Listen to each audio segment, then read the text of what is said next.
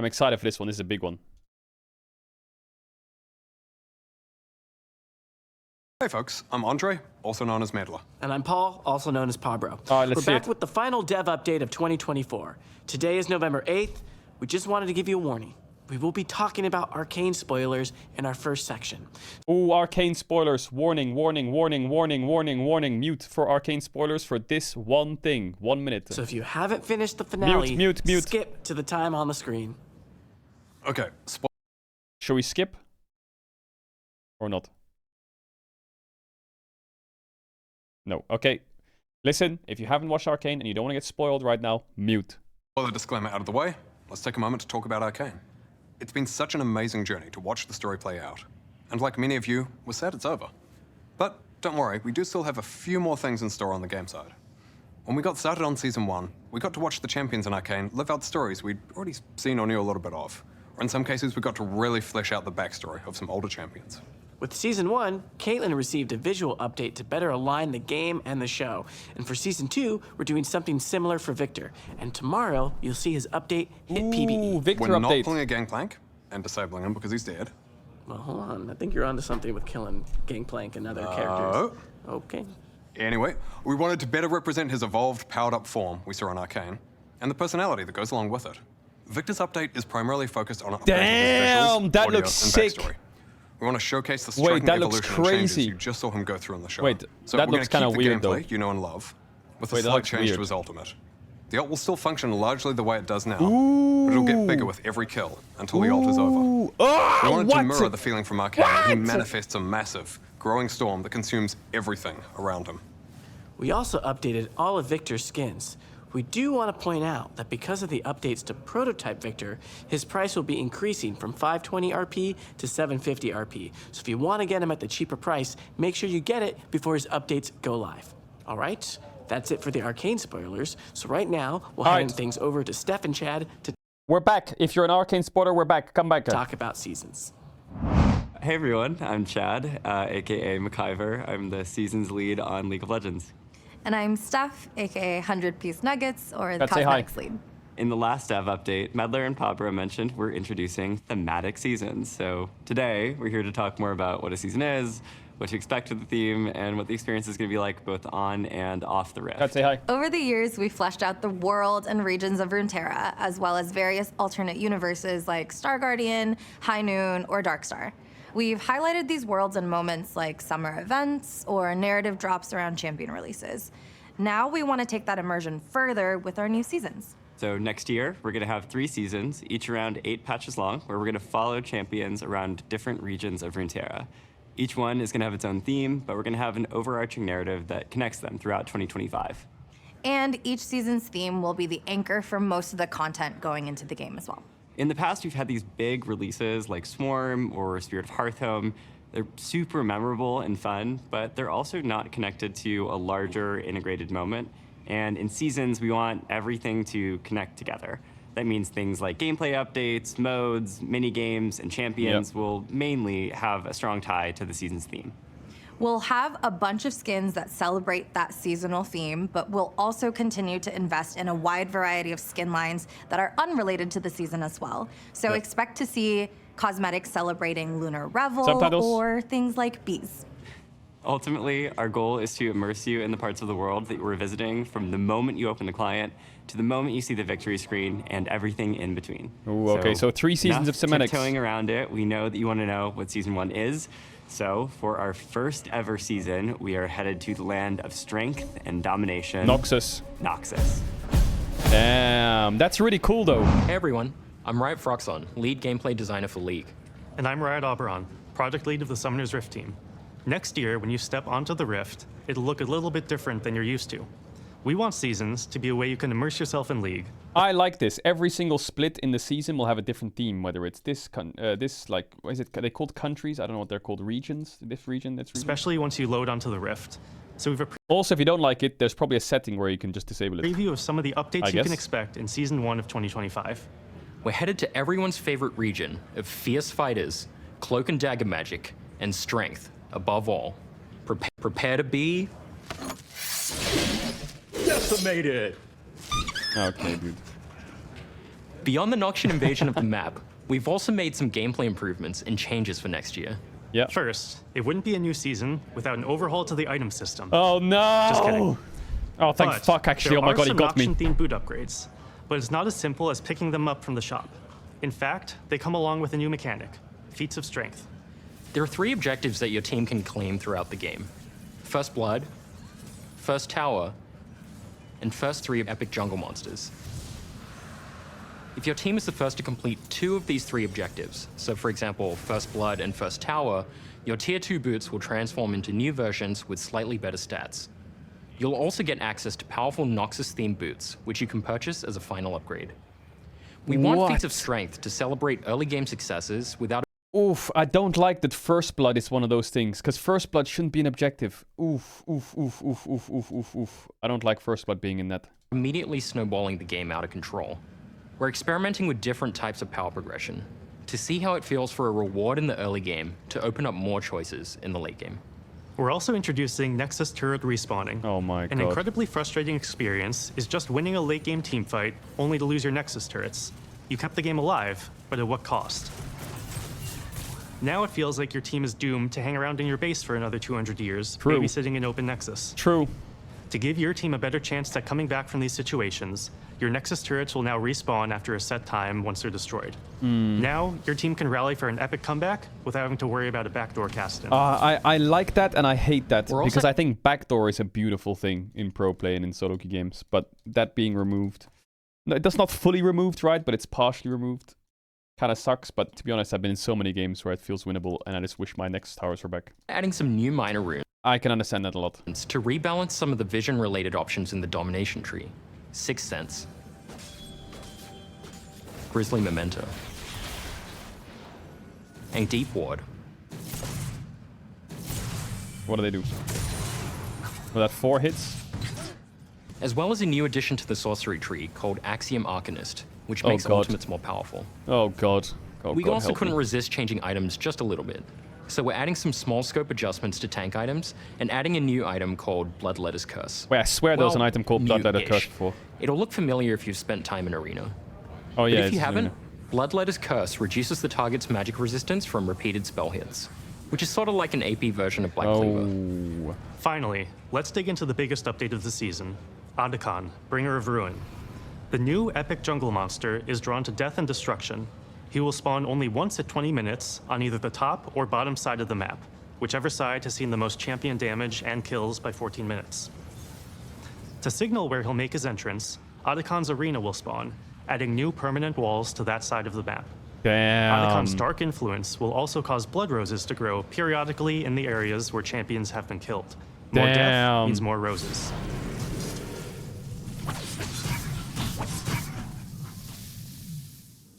Blood roses drop bloody petals for your entire Bro, in our solo queue games with 80 kills at minute 10, this is gonna be fantastic. team, which stack any number of times and last through the entire game.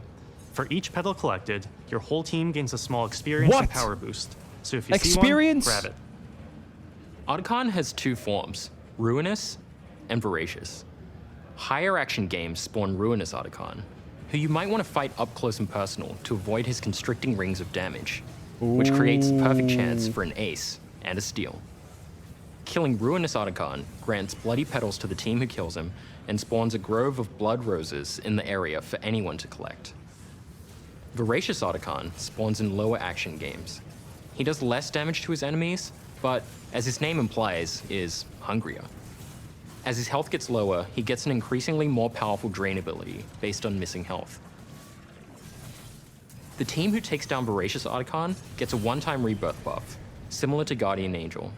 So now you really have a reason to force that team fight. That one doesn't We're look that introducing useful. Adakon for a couple of reasons. First, unless you're T1, a 20-minute Baron is pretty tough to get. So we're moving Baron's spawn back to 25 minutes and providing another mid-game macro option in the 25-minute form Baron of Adakon. spawn. Second, based Wow. on how Adakon plays out each game, Ooh, 25-minute Baron spawn. I don't like that. Fuck me, man. The games are gonna slow down big time. It's so hard to snowball a game. we hope to see more different and interesting game states in both mid and late game. And we Also, sneaking Baron now becomes so hard. We feel that designing an objective whose spawn location, form, and rewards are decided by how you play should make each game of League feel more varied. Our goal is for every gameplay change to make League better. As we move to seasons, this remains the same, so these changes were designed for the long term. That said, we'll keep an eye on how they're landing and make adjustments if needed. But for now, Arcane and all the other updates are here to stay for good. We can't wait to see how these go as you start your climbs next year. As part of building seasons, we took a look at how That's really interesting. That Arcane objective is that obviously the top one, the top lane, whatever the top lane one was, well, obviously it spawns depending on the lane, but I guess it only means side lanes, right? It's top or bot. It can't spawn around mid by the sounds of it. But that AD and AP for the rest of the game sounds really nice, really, really strong.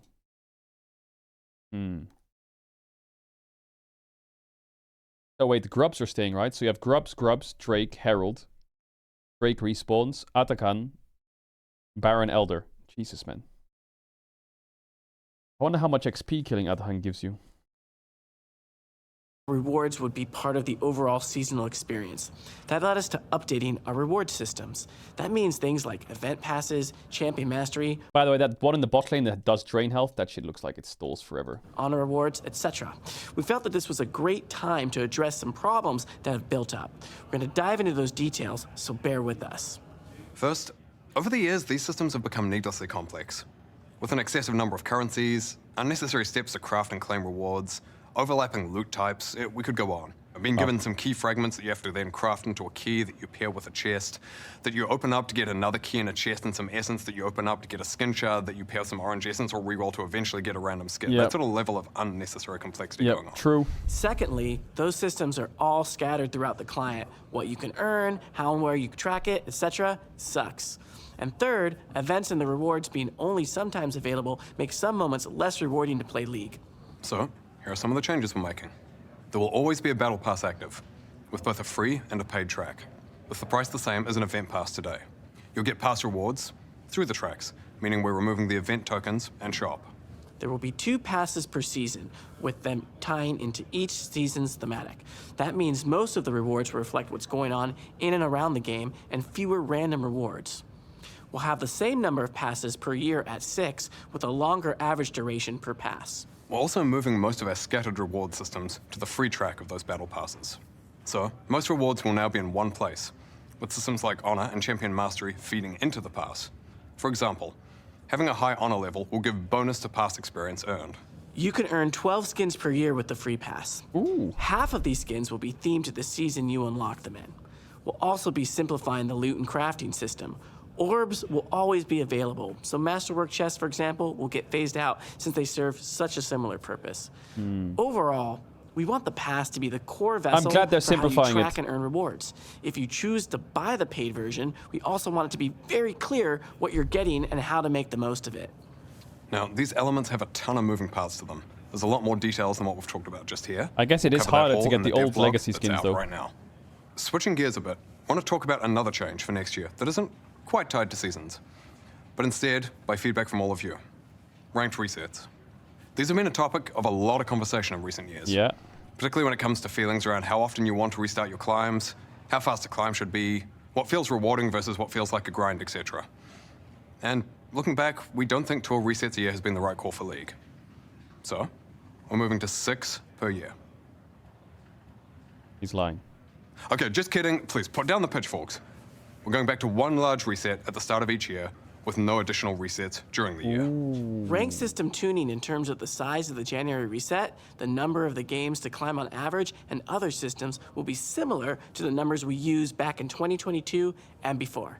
That said, there will still be 3 victorious skins you can earn, 1 for each season.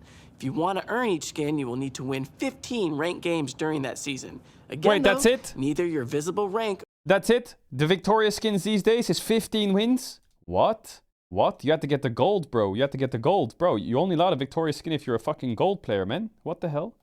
That's not fair. That's not fair. Huh? nor your MMR will reset except in January. Next up, we want to chat about a potential replacement for quick play that we'll be trying in some regions.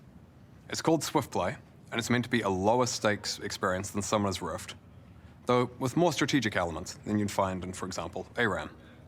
You'll still have the same core elements that you'd expect to find in a game of Summoner's Rift. You know, farming, snowballing, team fighting for objectives, etc. But with added changes to keep all players more competitive, like ramping gold and XP as the game goes on. Those changes won't make it so you can suddenly jump ahead of your opponent if you're 0 and 10, but they will make it so that even if you're down, you're never completely out of the game. The fact that swift play is also less punishing when behind should also make the mode ideal for those of you looking to play with friends you wouldn't be willing to put your LP on the line for. As mentioned, swift play will be rolling out in January to replace quick play in select regions, so we hope you'll give it a try and let us know what you think when it hits live. We also Wait, what did they say? They're talking to you. What did they say? you wouldn't be willing to put your LP on the line for. As mentioned, swift play will be rolling out in January to replace quick play in select regions, so we hope you'll give it a try and let us know what you think when it hits live. We also have a blog dropping today with more details, so be sure to check that out. And last, but hopefully not least, we've got some changes coming to the practice tool. Over the years, you've told us that it's a useful Say but multiplayer somewhat practice limited tool. way to get better at League. Say it. The most common desire we've seen people bring up is to practice with other players, whether it's in one-on-one duels with a friend or on a full teamfight drill with a pre-made team. Practice Tool wasn't built with multiplayer in mind. And we've had some cautions about how League could be a lot less Oh fun my if God. the optimal way to get better is to spend almost all your time in Practice Tool rather than playing real games. But we do think we've likely been too cautious here. So we're going to be giving Multiplayer Practice Tool a try. Oh You my should see that god! on the PBE soon. It's an experimental feature, and we'll probably encounter an interesting range of bugs. That said though, we're looking into whether we can ship it as part of season start in January. And if that's not on track, we'll give you an update as to where it's up to. Oh Before my we wrap god. up, one last seasons thing. We'll be changing up how we name patches to match seasons. So instead of patch 15.1 coming out in January, it'll be patch 25.s1.1, calling out the year, season, and patch number. Big Season W. 2 will then kick off in patch 25.s2. Wait, what did you say? So instead of patch 15.1 coming out in January, it'll be patch 25.s1.1, calling out the year, Ew. season, and patch number. Season Ew. 2 will then kick off in patch 25.s2.1. You get the idea. Ew. Okay, that is it from us today. That's for The newer next time you players, hear though. from us will be in January, at the start of the season. We'll be back then to share some extra stuff that'll come out later in What season the 1. fuck? We do want to acknowledge, though, that we've covered most of the big changes that you'll see day 1 next year. That said, still got a few surprises left. And of course, we'll have the cinematic to kick things off. To no one's surprise, we cinematic. can confirm that it's also going to focus a lot on Noxus and Noxian champions. But Makes that's sense. all we can share for now. We hope you all have a great December, great holiday season, and a happy new year. Thanks so Yo. much for everything, and we'll talk to you again soon. Big Bye. fucking W. Big fucking W. They gave us multiplayer. They gave us one multiplayer thingy, what's it called? Practice tool. 1 reset per year. They've tried to simplify everything. They've made 3 splits of thematic stuff for skins and game map and to make it feel like there's a theme, which I wonder if they'll line it up with some of their series they make later on down the line, like next year or whatever. They've given us a new epic monster. They haven't overhauled the items that much. To be honest, a pretty solid fucking preseason. Pretty solid. Pretty damn solid. I think I understand everything, though, as much as the written stuff. Welcome to Noxus. That's the battle pass, right? These are battle passes. New skin lines. You can also track time-limited events like Lunar Reveals, new champs leagues, ranked journeys. Noxus Act 1. Yeah, this is all battle pass stuff and like missions and shit. Then what? Noxian Invasion of the Rift. I wonder if you can switch it off. Like the whole animated shit. I wonder if you can like turn it all off. Ranked updates, they're only going to reset it once per year now. Introducing Swift Play. I didn't really get what Swift Play was. Is it just quick play?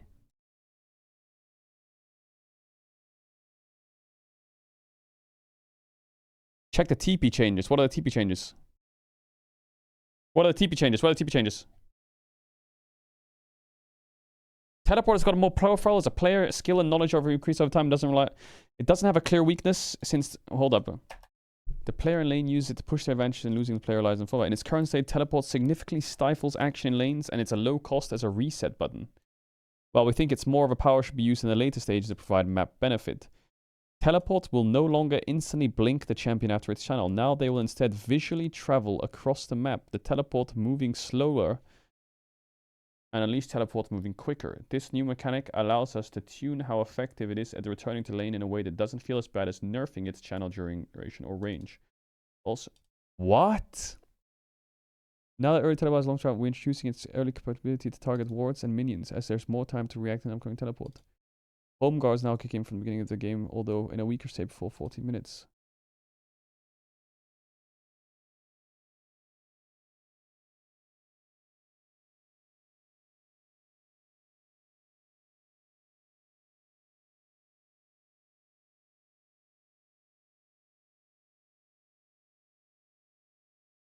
What have they done? Talk about teleport rework. Teleport will no longer instantly blink the champion after its channel. Now they will instead visually travel across the map. Teleport will be moving slower, and Unleash teleport will be moving much quicker. We don't really have any clips of it yet, but I'm really looking forward to try it. What?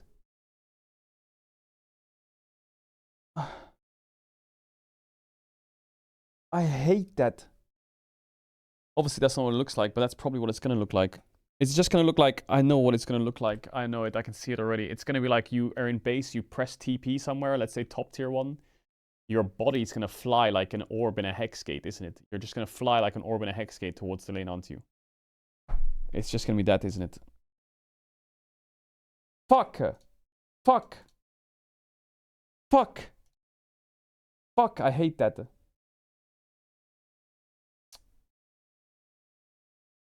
Man, just keep the blink. Keep the blink. I wonder if you can hit them while they're flying. Oh my god, I just had this vision in my head of Baus like TPing from top to bot and he's just flying through mid, getting chunked to half HP, fucking in his fat Cho'Gath, fucking massive ass hitbox. Oh my god. Oh my god, I can just see it already.